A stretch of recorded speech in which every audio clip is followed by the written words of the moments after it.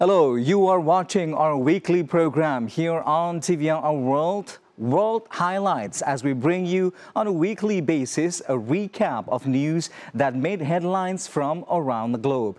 And to begin our first segment of the day, we are taking you to Gaza to see the humanitarian aids organized by United Nations. I'm Rahmat Idris. This is World Highlights.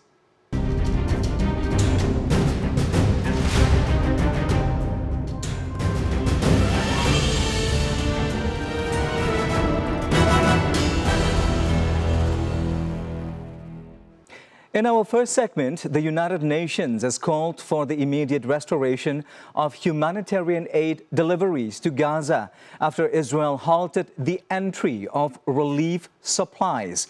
Meanwhile, Egyptian Foreign Minister Badr Abdelati said the Egyptian Gaza reconstruction plan that ensures Palestinians remain in their land is ready and will be presented to the Emergency Arab Summit on March the 4th. Let's have a look. In response, UN Secretary-General Antonio Guterres, through his spokesperson, issued a statement on Sunday, urging all parties to make every effort to prevent a return to hostilities in the war-torn Palestinian enclave. He called for humanitarian aid to flow back into Gaza immediately and the release of all hostages.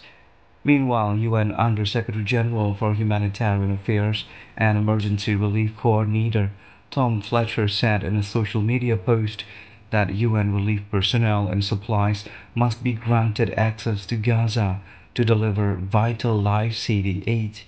Fletcher also underscored the need to uphold the ceasefire agreement to prevent further deterioration of the humanitarian crisis in the region.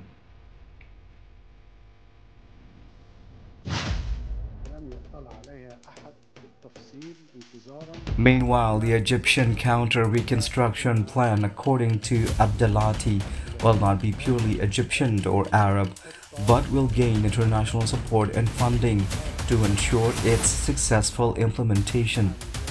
Asked about the second phase of the ceasefire deal, Abdelati said Egypt will continue its intensive efforts to ensure the ceasefire is maintained and negotiations for the second phase can begin.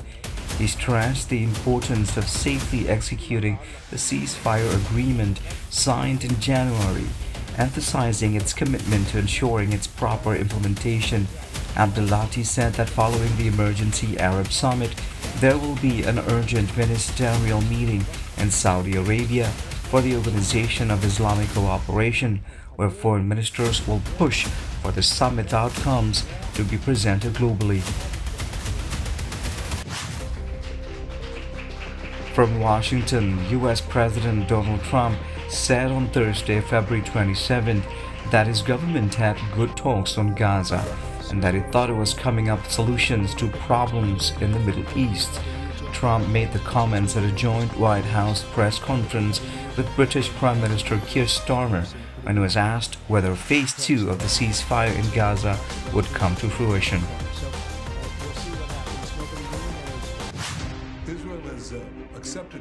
In Jerusalem, Prime Minister Benjamin Netanyahu said that Israel has accepted a U.S. plan to extend the ceasefire in Gaza by 50 days, but said Hamas has rejected the plan, adding their demands for a permanent ceasefire are unacceptable.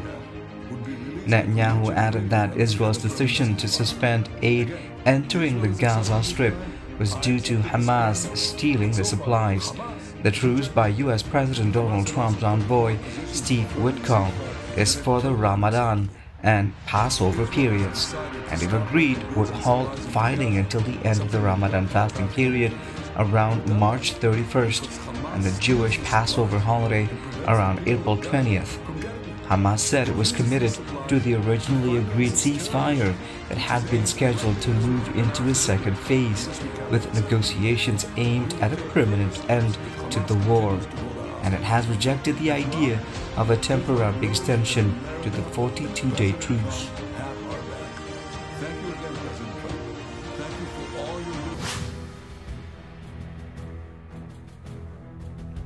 From Gaza, the new academic year began in Gaza in late February for primary and secondary schools amid the fragile Israel-Hamas ceasefire. But the education system still faces challenges due to destruction of infrastructure and teaching staff shortage caused by the Israel's relentless bombardment of the past more than 1 year. On the early morning on Friday, Muhammad Farhan, who had been fleeing with his family to find safety from the war and have just returned to Gaza City, brought his daughter Jumana to a school for admission. Before Jumana, more than 300 other children had completed re-enrollment in school, but the figure was less than half of the total number of students before the outbreak of the latest round of conflict on October 7, 2023. Students said they feel happy to return to the classroom. Many schools which were used as shelters during the bloody conflict have started to admit students again. However, government agencies, schools, and students still face challenges in the recovery process.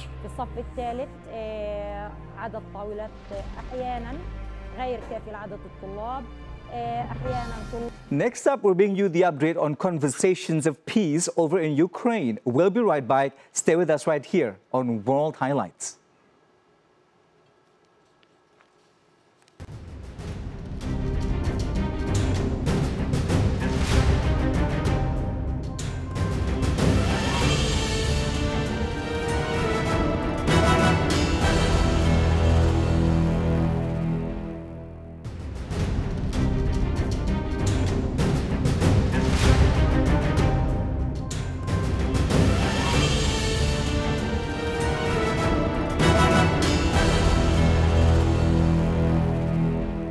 Thank you for staying with us on this week's editions of World Highlights here on TV Our World, coming to you from Jakarta, Indonesia. Will the peace talk resume between Ukraine, US, and most importantly, Russia? We'll bring you the details in the next segment. President Donald Trump met Ukrainian President Volodymyr Zelensky at the White House to sign a minerals deal before an argument between them broke out. Meanwhile, several world leaders came out in support of Ukraine after a dramatic clash between Ukrainian President Volodymyr Zelensky and his U.S. counterpart Donald Trump at a White House meeting.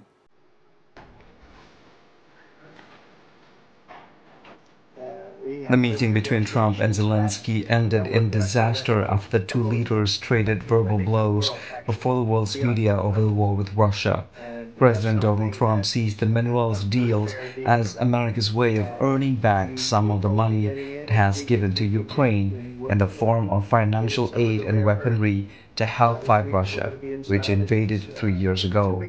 Ukraine has deposits of 22 of the 50 minerals classified as critical by the U.S. government and has significant deposits of lithium, graphite, titanium, uranium used to generate nuclear power alongside rare earth elements according to Benchmark Mineral Intelligence or BMI, a London-based specialist information provider for the supply chain of lithium-ion batteries used in electric vehicles.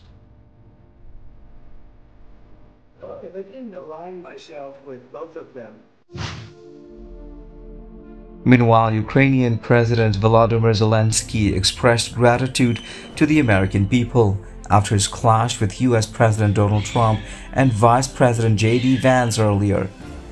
Zelensky's meeting with Trump ended in disaster after the two leaders traded verbal blows before the world's media at the White House over the war with Russia. The visit by Zelensky was designed to help Ukraine convince the United States not to side with Russian President Vladimir Putin, who ordered the invasion of Ukraine 3 years ago. Instead, the Ukrainian leader disagreed sharply with Trump and Vice President J.D. Vance over the conflict, underlining how the change of administration in Washington has undermined Kyiv's attempts to maintain Western support for its war effort.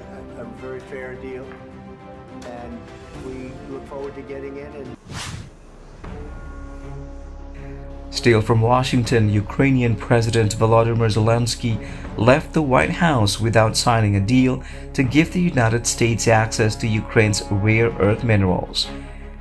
That followed the collapse of talks with President Donald Trump in the Oval Office. They clashed during the angry meeting, where Trump noted that the United States could not provide security guarantees to Ukraine as demanded by Zelensky. Trump said Zelensky was not thankful for U.S. support and accused him of gambling with World War III. They canceled the scheduled joint press conference.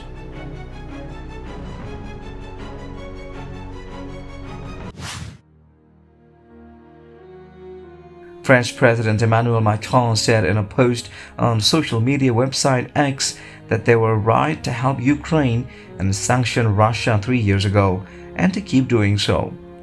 By they, Macron means the Americans, the Europeans, the Canadians, the Japanese, and many others.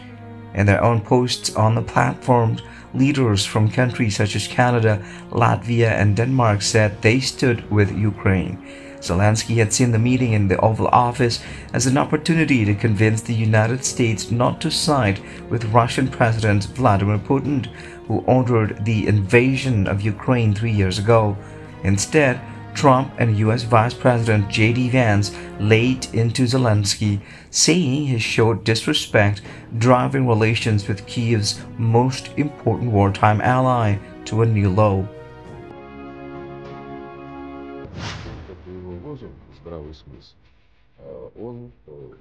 From Moscow, Russian Foreign Minister Sergei Lavrov on Sunday praised U.S. President Donald Trump's common sense aimed to end the war in Ukraine, but accused the European powers, which have rallied around Kyiv, of seeking to prolong the conflict.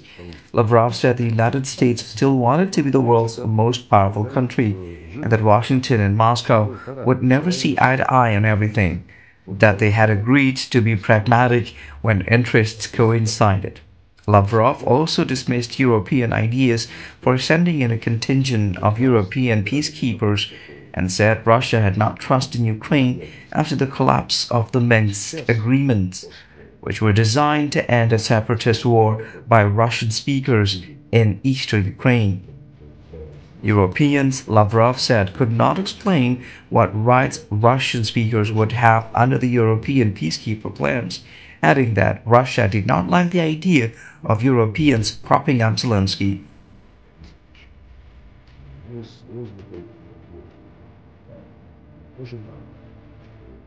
The joy of Ramadan is here for the world to rejoice in. We bring you the details when we return in just a few minutes. Stay with us on TVR Our World.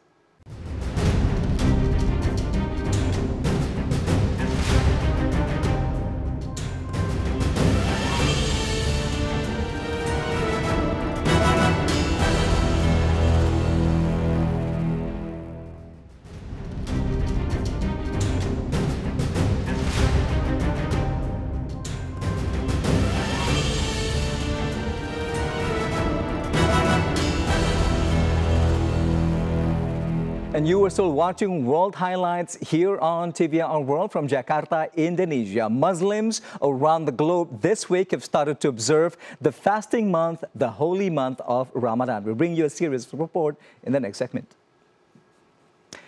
And in our third segment for this week, we'll take you to see how Muslims across the world performs fasting on the holy month of Ramadan. Let's take a look.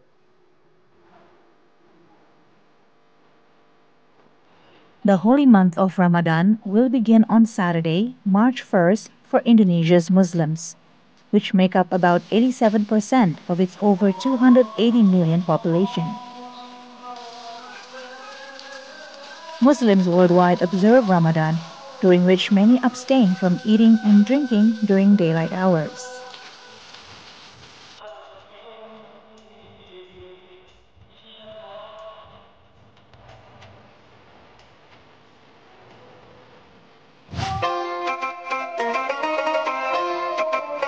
And also, Pakistani Muslims flock to mosques to offer Tarawih, special Ramadan prayers ahead of the first day of fasting, in country's biggest city, Karachi, late on Saturday, March 1st. In Pakistan, mosques are decorated brightly during Ramadan. After prayer, people shop for last-minute food items for zuhur or meal before fasting another day during Ramadan. Pakistan is a predominantly Muslim country where more than 90% of its over 240 million people practice Islam, and most of them fast during the holy month.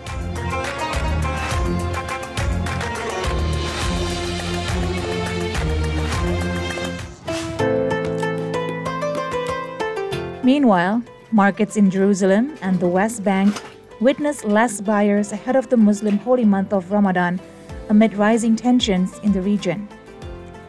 Unlike previous years, the markets were unpacked and usual decorations and lightings around the cities have not been put up. Vendors also complained about lack of sales, saying that Israeli checkpoints and operation in the West Bank, as well as the political situation in the country, are affecting the market.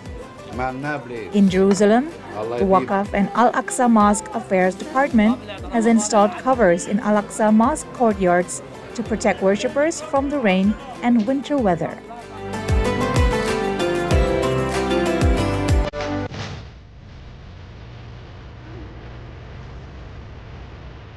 From Cairo, Egypt, as Ramadan approaches, Cairo's Saida Zainab Market is buzzing with shoppers looking for festive decorations and essential ingredients for the Muslim holy fasting month. The market, located near the historic Saida Zainab and Al Hussein mosques, is a popular hub for Egyptians shopping for Ramadan necessities. From lanterns to dates, juices, nuts, and key ingredients for traditional meals.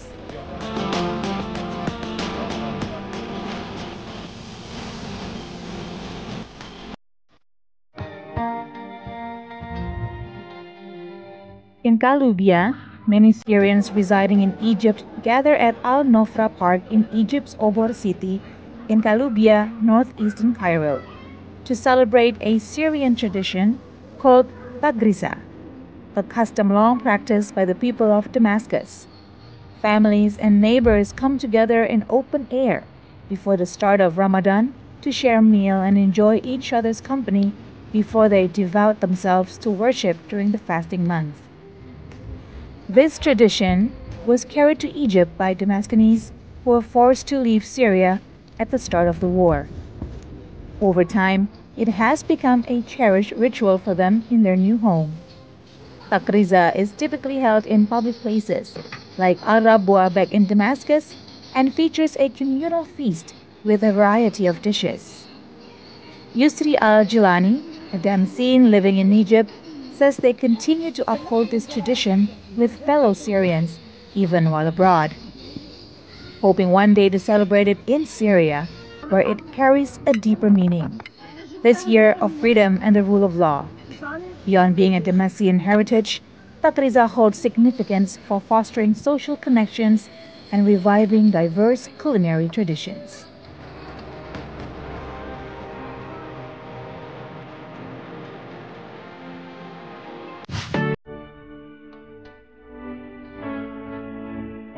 Khalifa Al-Kuwari, a Qatari citizen, describes the atmosphere as very beautiful, expressing gratitude for the cool weather and the welcoming shops. He adds, God willing, it will be a year of goodness and best wishes. The market is filled with the sights of decorative vehicle carts and the sounds of music, creating a festive environment that draws both locals and visitors. The traditional firing of the Iftar cannon by Qatari armed forces at the Old Doha port area marks the breaking of the fast, a moment eagerly anticipated by onlookers. Despite the festive atmosphere, there is a shared hope for peace in the region, particularly in Gaza, where a ceasefire has brought some relief. A Qatari resident originally from Jenin expresses a heartfelt wish for peace and victory for the people of Gaza and Palestine during this holy month.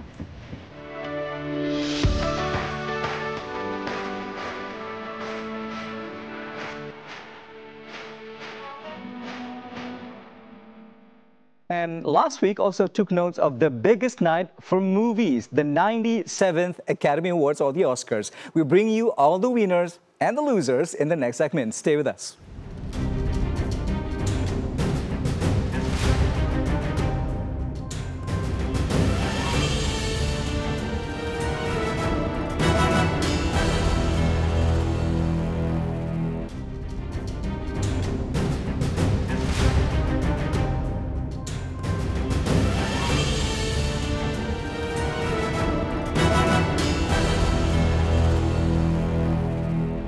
And you are still watching this week's edition of World Highlights here on TV Our World. Anora took the top prize for the 97th Academy Awards, while Mikey Madison's and Adrien Brody also took the triumph. We have the details up next. And in our last segment, Ariana Grande, Ray, and Queen Latifah were among the stars who performed at the 97th Academy Awards on Sunday, March the 2nd evening, Los Angeles time at the Dolby Theatre. And Anora dominated by winning 5 trophies at the event.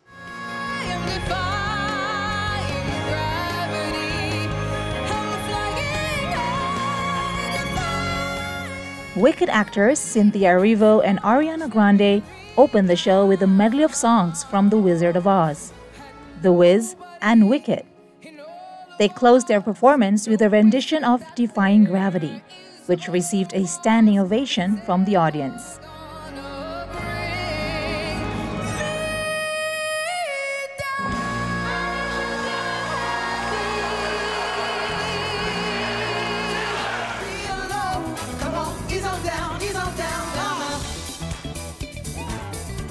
Renowned music composer and producer Quincy Jones, who died in November 2024, aged 91, was also honored with a performance by Oscar nominee Queen Latifah.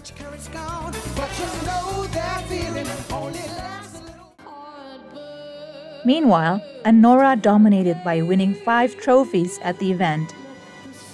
4 major category awards were mostly claimed by Anora, including Best Picture, Best Director for Sean Baker, and Best Actress for Mikey Madison.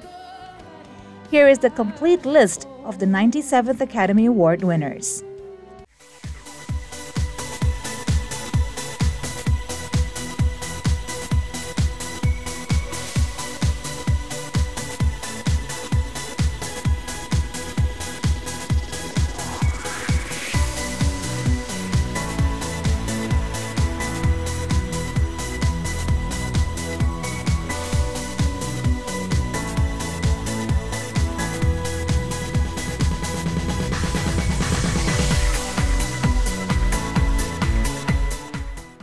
And that report brings us to the conclusion of this week's editions of World Highlights here on TV Our World. Do join us again next week at the same time. From Jakarta, Indonesia, I'm Rahmat Idris. Thank you for watching and have a great weekend.